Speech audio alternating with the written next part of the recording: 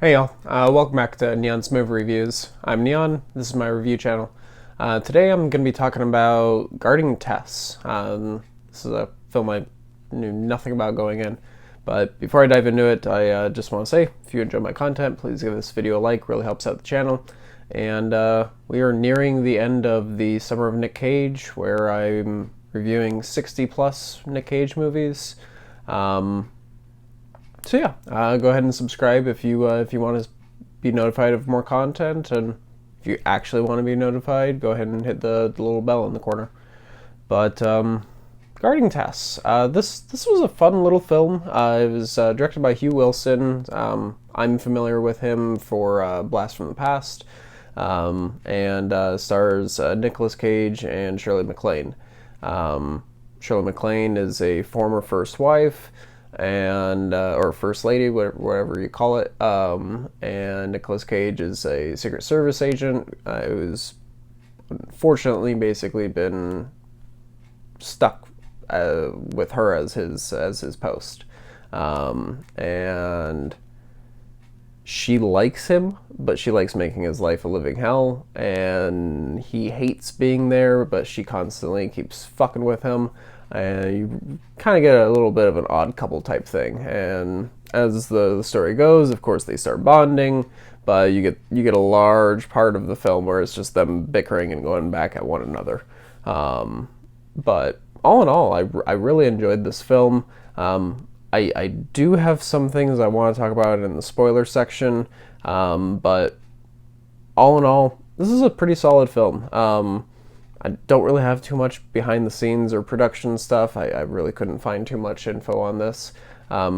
This is not really the type of film you would really worry about that type of stuff. This is just a fun comedic drama.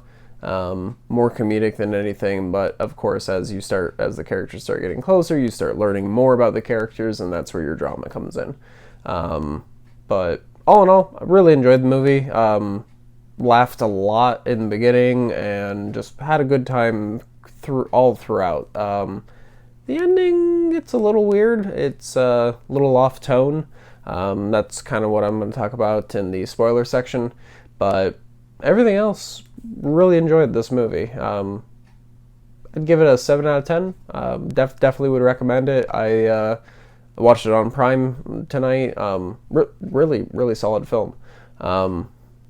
Afterwards, I watched Leaving Las Vegas, which is a very different film, but we'll talk about that tomorrow. But yeah, that's gonna wrap up the non-spoiler side. Diving into the spoilers, this film. So your first act is very lighthearted, very funny. Your second act is more getting into that like James L. Brooks style drama, as they reveal that she has a brain tumor, and you start kind of understanding more and more of why she's so rebellious and why she's doing all these things. And then they start getting close with one another, and then you get your third act, which is she's kidnapped, and FBI, CIA, Secret Service, they're all involved, and like Nick Cage fucking tortures somebody. He pulls a gun, shoots the guy's toe off. Like, film gets really dark out of nowhere, just out of fucking nowhere. I half expected because they set up the cancer stuff and then the tumor earlier on. The weird kidnapping plot seemed really out of place.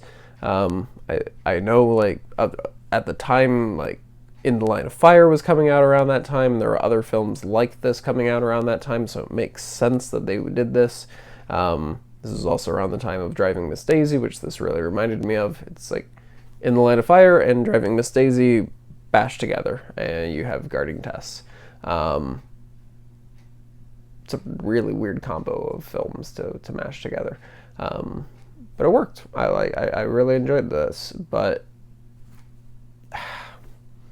yeah, the ending though, it just comes out of fucking nowhere. Like when she leaves off in the car with her driver, I really believed that we were going to, like, that she knew that she was dying, and she wanted, like, one last adventure before, before the tumor did its damage. And like, I was half expecting us, to find her, and then we dive full into the cancer storyline, and really have it be a much more emotionally intense film, closer to, like, Terms of Endearment or something along those lines. But it didn't go there, and it makes me wonder why they introduced it in the first place. I mean, it made sense for her character-wise, why she acts the way she does, but it didn't have any payoff except to provide emotional motivation to the other characters, and the investigation.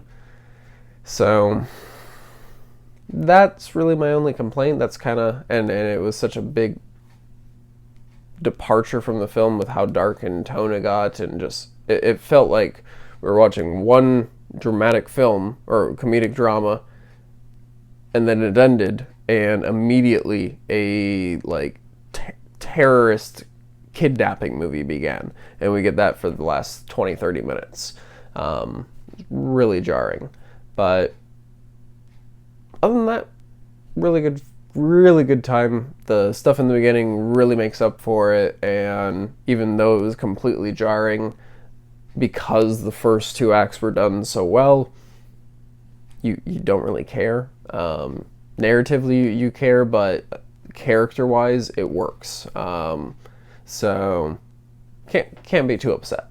But that's going to wrap this up. Like I said, I've got Leaving Las Vegas coming out tomorrow, and bunch more content coming out the rest of the week.